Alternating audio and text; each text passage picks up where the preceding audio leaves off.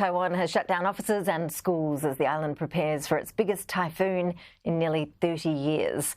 The Category 4 cyclone is over 300 kilometres wide and it's expected to make landfall this afternoon. Our Asia correspondent Stash Butler joins us live from Taiwan's capital, Taipei. Well, how does it feel there for you now, Stash, and what's the latest we're hearing from authorities?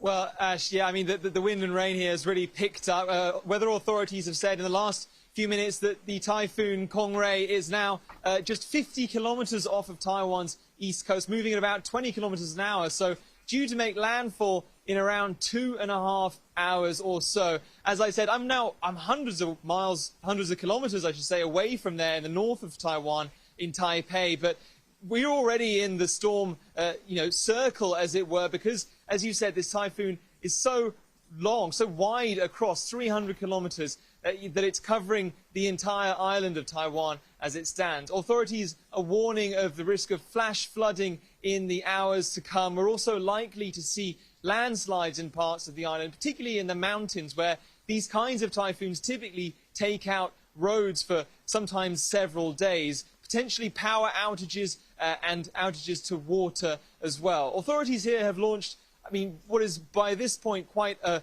well-oiled, well-practiced response to this typhoon. It's the third typhoon to make landfall, when it does make landfall, in Taiwan this year. 36,000 troops have been mobilized, ready to respond to any particular disaster around the island, and 1,000 people already put in temporary housing to avoid, the risk of their homes being inundated or perhaps taken out by landslides. Now, as I said, the typhoon, as it stands, sitting off of Taiwan's east coast, expected to move east to west over Taiwan, over the high mountains of up to 4,000 meters or so that run along the center of Taiwan before leaving Taiwan's west coast this evening. The last two typhoons